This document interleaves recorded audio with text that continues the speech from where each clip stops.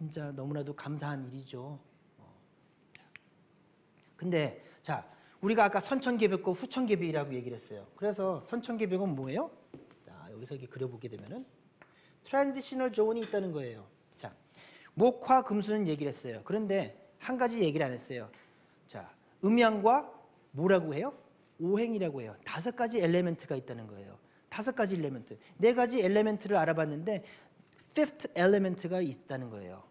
그 뭐 저 옛날에 제5원소라고 하는 뭐 영어도 있었는데 그 5번째가 가장 중요한 건데 그거를 토. 자, 이 토라고 하는 단어는 10이라고 하는 단어와 1이라는 단어가 형성이 되어 있는 거예요. 1이라고 하는 건 모든 시작이고 가장 작은 수예요. 그게 1이에요. 근데 분화 발전해서 가장 큰 수가 되면 10이 돼요. 근데 1은 양수고 10은 음수예요. 그렇기 때문에 가장 조그맣게 수렴돼서 가장 크게 분열되어 있는 이 두 단어를 한데 묶은 것이 토예요. 그래서 이 트랜지셔널 존이 중요하다는 거예요. 그래서 이 선천이 열리는 이 시기가 선천개벽이고 후천이 열리는 시기가 후천개벽이라는 것인데 여기서 이 겨울에서 봄으로 가는 거는 에너지가 있기 때문에 문제가 없는데 항상 분열 발전했다가 수렴하는 부분으로 가게 되면 항상 이 부분이 문제가 되는 겁니다.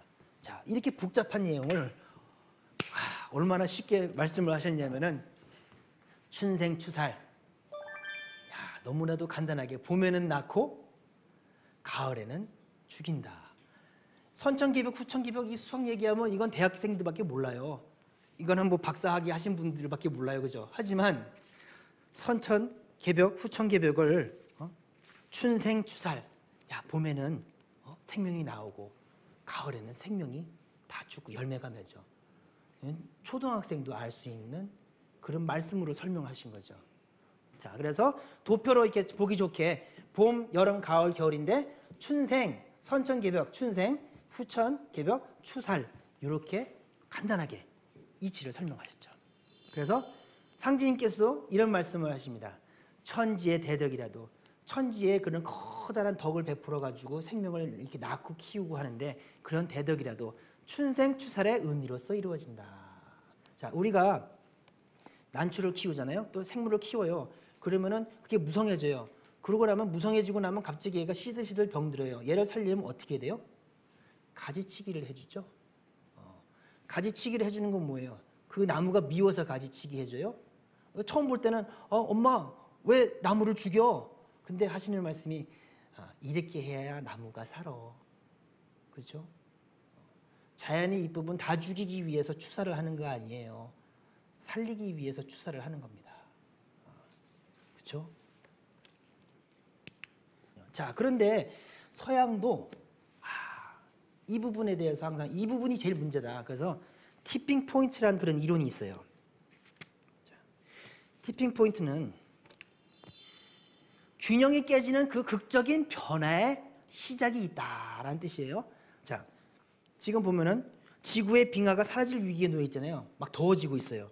그래서 2004년 남미의 빙하 호수가 갑자기 없어졌는데 이 종잡을 수 없는 이 기후 변화에 대해서 미국의 제임스 한센 박사는 기후 변화의 티핑 포인트가 다가오고 있다. 이렇게 얘기를 하고 있어요. 그러니까 날씨가 점점점 더워지는데 그걸로 끝날 것이냐? 아니라는 거죠. 이미 빙하의 그 사이클과 패턴을 보니까. 그럼 그 사이클과 패턴을 보게 되면 우리가 어디에 와 있는지 알 수 있거든요. 근데 서양 학문을 하는 사람들도 지금 이 시기가 어디에 와 있어요? 인간이 원하든 원하지 않든 간에 우리는 지금 티핑 포인트로 지금 치닫고 있다. 언제 그 기세가 바뀔지 모른다. 언제 극직반이 돼가지고 뒤바뀌어 버릴지 모른다. 이런 얘기를 하는 거예요. 근데 또 지금까지 기후학자들은 지구의 온난화 원인을 대부분 산업화로 인해 방출되는 이산화탄소라고 알고 있었잖아요. 저희도 그렇지 않나요? 그런데 요즘 최근에 이런 데이터베이스를 쭉 돌려보니까 새로운 의견이 나왔어요. 지구 온난화는 인간의 그런 행위, 그런 그것만 뿐만이 아니고 그건 물론 있죠. 플러스 알파라는 거죠. 실질적인 근본적인 원인은 대자연의 변화 현상 때문에 일어난다는 거예요. 곧 추웠다, 더워졌다는 지구의 주기적인 변화가 그 원인이다. 그런데 또 다른 이론이 있어요. 이건 뭐냐면 crash time. crash는 뭐예요? 자동차가 부딪히면 crash. 네, 위직 이런 뜻이거든요. 이게 crash time. 우지직하는 때가 있다. 와지끈하는 때가 있다. 이렇게 되는 거예요. crash가 의성어 거죠. crash, boom, crash 이렇게 되는데, 자, 모든 것을 무력화시키는 부정적이고 파괴적인 죽음의 에너지가 총체적으로 폭발하는 때다. 자, 다 같이 이구동성으로 경고를 하는 거예요. 지금의 시기는 무엇이냐?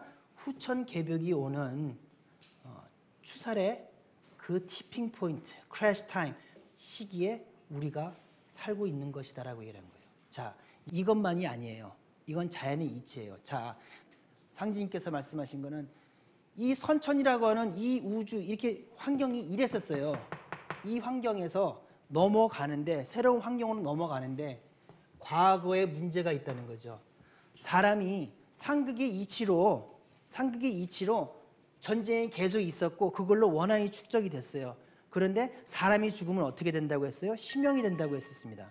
신명이 되는데 살아있을 때 그 기억을 그대로 다 갖고 간다는 거예요. 그래서 신도 세계마저도, 이 신도 세계에서도 이 인간의 그 기억을 갖고 신이 됐기 때문에 원한의 문제가 끌어지지가 않았고, 이 원한의 문제가 무슨 문제로 발생을 하느냐? 척의 문제로 해서 인류 역사에 영향을 미치는데, 과거 청산이 안 되고서 새로운 세상을 넘어가려고 하는데 이 부분이 문제가 된다는 거예요.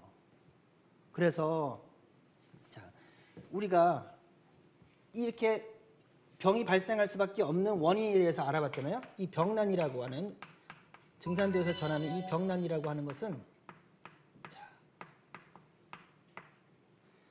어떤 과정 때문에 나타나는 것이냐?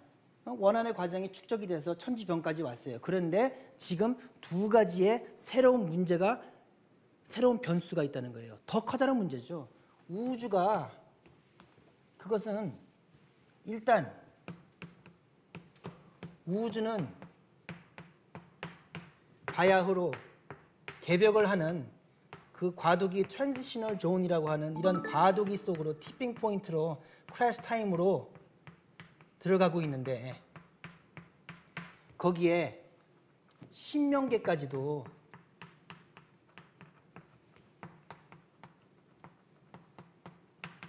신도 세계에서까지 그 원한의 문제가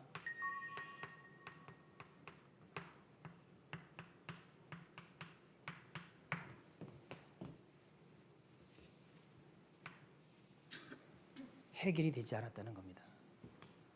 그러니까 물질적인 부분에서 여기까지 왔는데 이제는 보이지 않는 세계까지 문제가 돼서 병난이 온다는 데 문제가 있는 것입니다.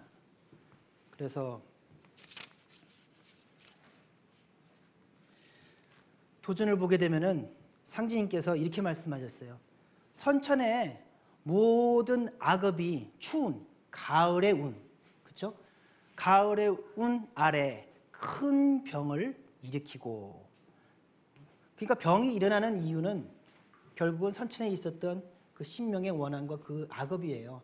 근데 그것이 평상시에도 터질 수 있는데 터지지 않고 그때 일어나는 거는 그러한 가을의 운, 그 트랜지셔널 존, 그 변화의 시기이기 때문에 그게 한꺼번에 폭발된다는 거죠. 천하의 큰 난리를 빚어내는 것이니, 큰 난리가 있은 뒤에 큰 병이 일어나서 전 세계를 휩쓸게 되면 피할 방도가 없고 어떠한 약으로도 고칠 수가 없느니라. 자, 이제 보세요. 이제는 이해가 가실 거예요. 우주적인 차원에서 변화가 오면서 신도가, 원한이 폭발을 하는데 그게 약으로 될 수 있을 것 같아요? 이미 그 규모는 지나간 겁니다.